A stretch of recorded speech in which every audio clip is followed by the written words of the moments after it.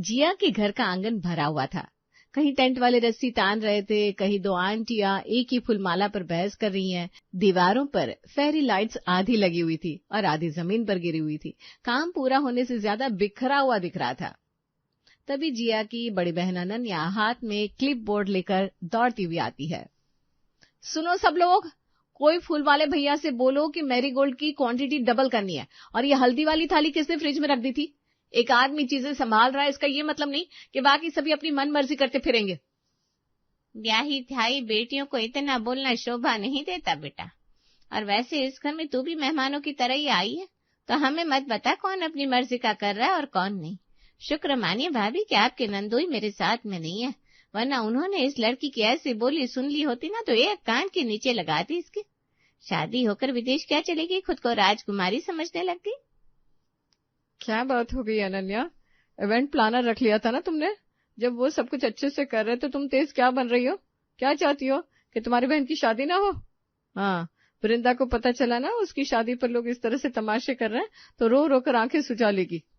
For God sake mummy, तुम तो पढ़े लिखो जैसी बात करो। इवेंट प्लानर को सिर्फ रखने से नहीं हो जाता, उन पर नजर भी रखनी होती है।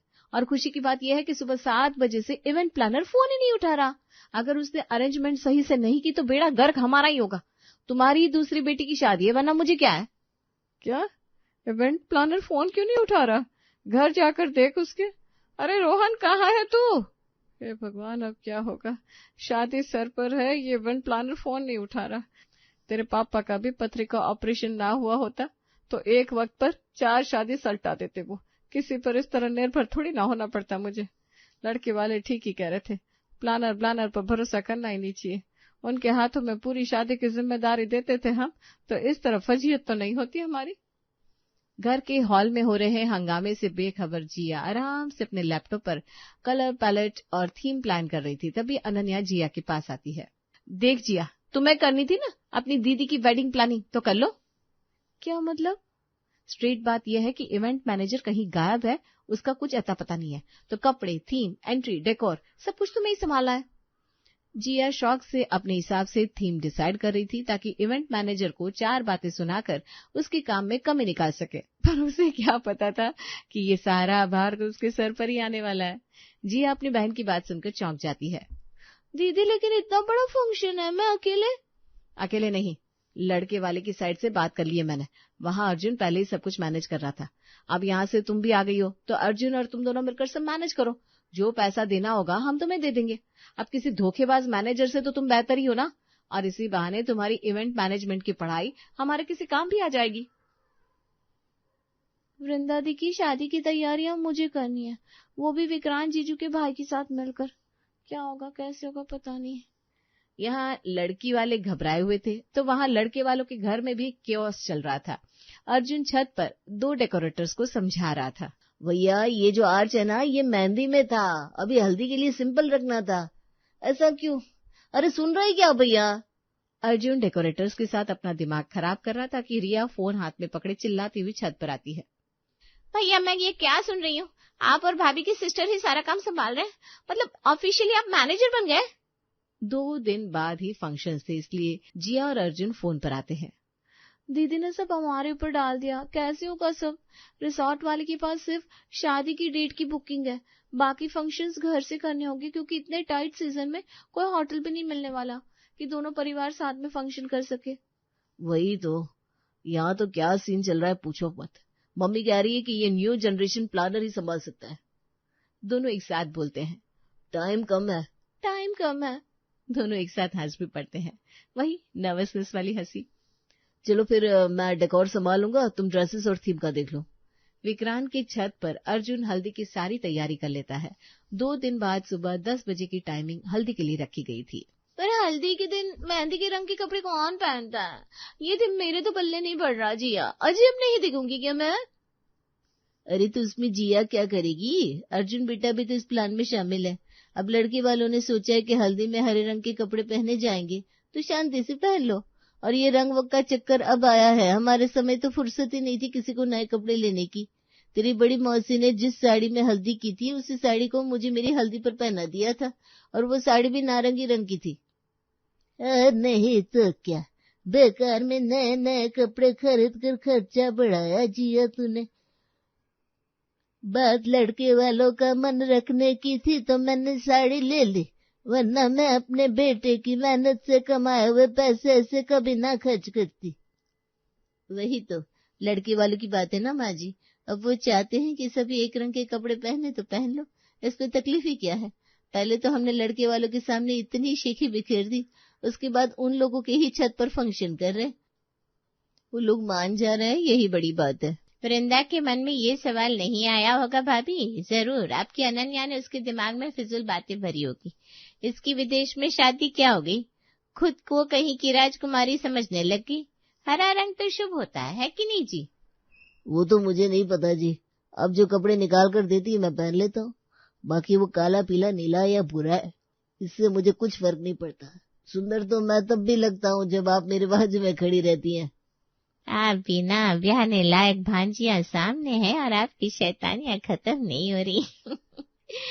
वैसे अब आप इस घर के बड़े दामाद हैं तो थोड़ी तो मैच्योरिटी वाली बात आपको करनी पड़ेगी, वरना होने वाले दामाद क्या सोचेंगे। लड़के वालों के घर में हल्दी की तैयारी पूरे जोरों पर थी। पीले पर्दे, पीली टेबल रनर, हर कोने में मैरीगोल्ड की मालाएं।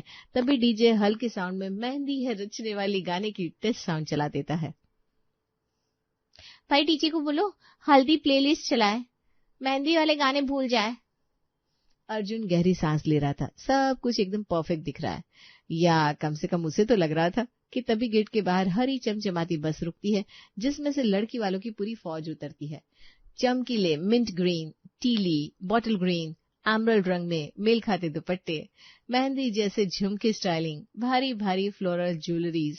हल्दी के बीच ये रंग ऐसे चमक रहे थे जैसे किसी ने पीले समंदर में अचानक हरा झंडा लहरा दिया हो। लड़की वाले ग्रीन टोन का चलता फिरता चार्ट क्यों बनकर आया है भैया? क्या? नहीं, ये तो फाइनल नहीं हुआ था। शिट।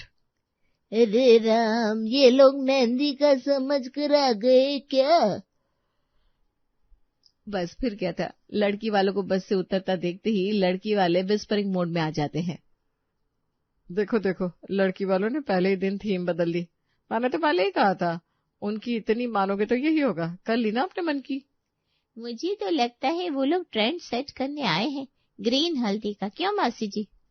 पर जब पहले ही बात हो गई थी, सारी तैयारियां एक साथ होगी, तो फिर यह क्या हरकत है? हमारे टाइम में तो फंक्शन होता था, आजकल तो रंगों का खेल बना दिया। बात करूंगी मैं महेश जी से, यह हरकत मुझे पसंद नहीं आई। घर के अंदर हो रहे रिएक्शन से बेखबर रजनी मुस्कुराते हुए कॉन्फिडेंटली घर के अंदर आती है।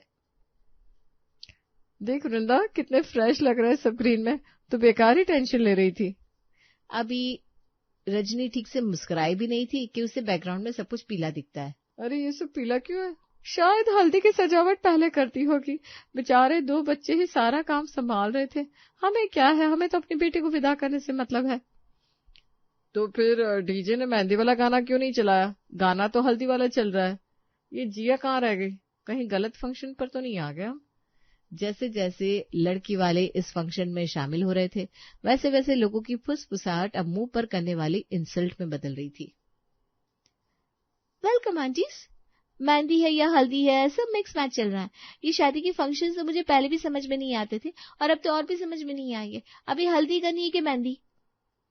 ये ताने सुनवाने के लिए लेकर आई थी भाभी आप मुझे, या ये सब गलती अनन्या की है। मेरी बिल्लो रानी जी, आप क्यों नाराज हो रही हैं?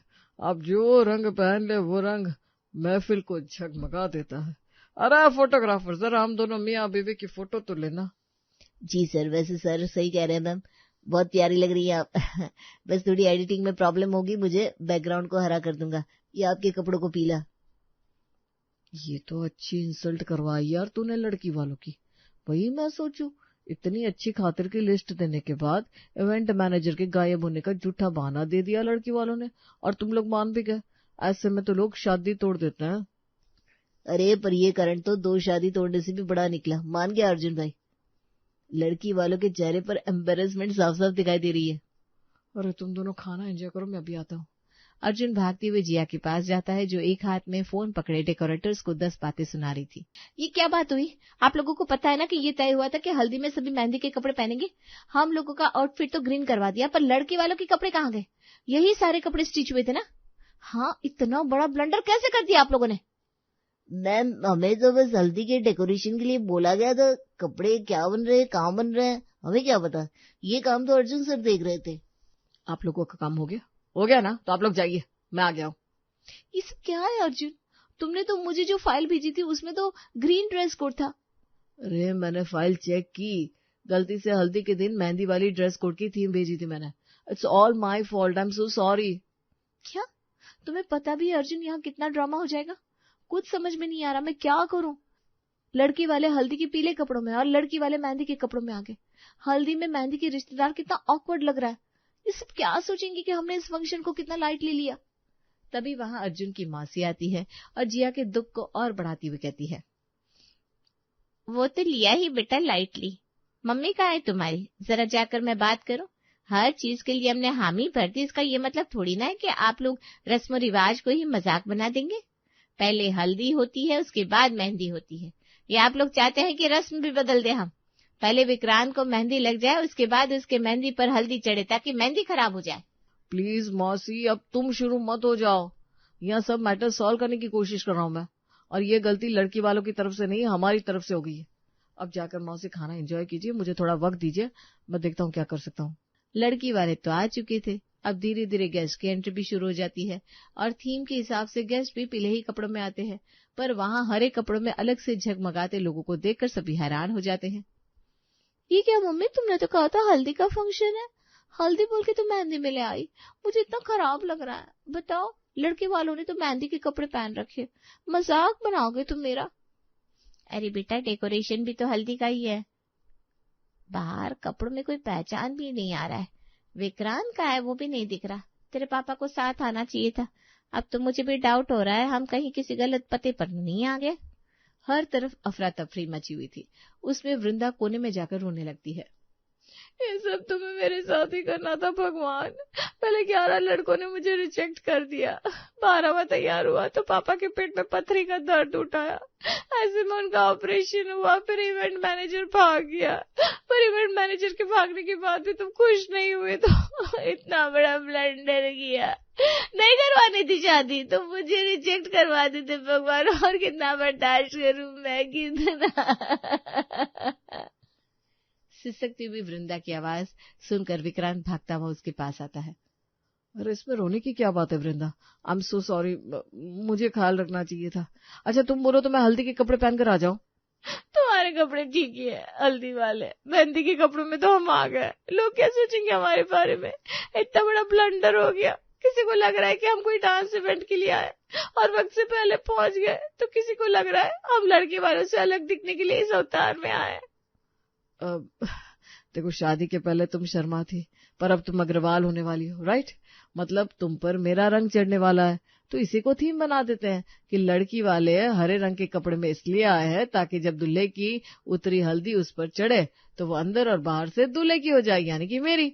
और वैसे भी हल्दी खत्म होते होते सब पीले ही हो जाते हैं। ये सुनते ही वृंदा के चेहरे पर मुस्कान आ जाती है और दोनों होने वाले दूल्हा दुल्हन एक दूसरे का हाथ पकड़कर सभी के सामने पहुंचते हैं। विक्रांत उंगली उठाकर लड़की वालों की तरफ इशारा करता है। आप सब सोच रहे हैं कि लड़की वाले मेहंदी के कपड़े पहनकर गलती से तो नहीं आ गए? ये सुनते ही सब चुप हो गए, सबकी सांसें अटक जाती है। OMG, ये नाटक तो कुछ ज्यादा ही सीरियस हो गया। जिज्जू गुस्सा हो जाएंगे ये नहीं सोचा था मैंने। So let me disclose the fact. सच यह है कि वृंदा का परिवार ग्रीन टोन इसीलिए पहनकर आया है ताकि मेरी हल्दी का रंग जब इस पर चढ़े तो ये पूरी तरह मेरी हो जाए। अरे वाह वाह, क्या बात कही है। विक्रांत आगे बढ़कर वृंदा का हाथ अपने हाथ में लेता है। मेरी हल्दी का पीला तुम्हारे हरे से मिलकर वो रंग बनाएगा जिसमें सिर्फ हम होंगे, मैं और तुम। वृंदा की आंखों में आंसू गिरने लगते हैं, पर इस बार मुस्कान के साथ। दोनों पक्ष के लोग भावुक हो जाते हैं। विक्रांत हंसते हुए क्राउड की ओर मुड़ता है। और आप सबको एक छोटा सा किस्सा बताता हूँ। जब हमारी बात पक्की हुई थी तब वृंदा ने मजाक में कहा था, तुम्हारी हल्दी का रंग मुझ पर तभी जमेगा जब पहले मुझे हरे रंग में देखोगे। वृंदा चौंक कर उसे देखती है। मैंने कब कहा? विक्रांत आंख मारकर विस्पर करता है। ऑडियंस को थोड़ा रोमांटिक मीत भी चाहिए होता है। भीड़ इस झूठे किस्से को देखकर खिलखिला उठती है। लड़की वाले भी गर्व से मुस्कुराने लगते हैं। डीजे तुरंत गाना बजा देता है। मेहंदी है रचने वाली, हल्दी भी लगने वाली। सब हंसते हैं। दादी ताली पीटती है। अरे ये तो दोनों रस्में एक साथ हो गई। मैं तो भाई के पहले भाभी को रंग लगाऊंगी। मौसी जी वृंदा की नाक पर हल्दी की बिंदिया लगा देती है। लड़की वालों की तरफ से एक मामा उछलते हुए आते हैं। हमारी भांजी को तो हम ऐसे रंगेंगे कि घर जाते वक्त बेटी पहचान ना आए। अरे इतना भी मत लगा देना कि फोटो में दुल्हा कौन है और दुल्हन कौन है पहचान में ही ना आए। इतनी अच्छे से हल्दी पूरी होती है जितनी किसी इवेंट मैनेजर भी ऑर्गेनाइज नहीं कर पाते। जिया अर्जुन की ओर देखकर मुस्कुराती है। मुझे पता था हम दोनों मिलकर कोई काम करेंगे तो वो सही ही होगा। मतलब? और बड़ी बहन की शादी में छोटी बहन को कुछ इस तरह उसका हमसफर मिल जाता है।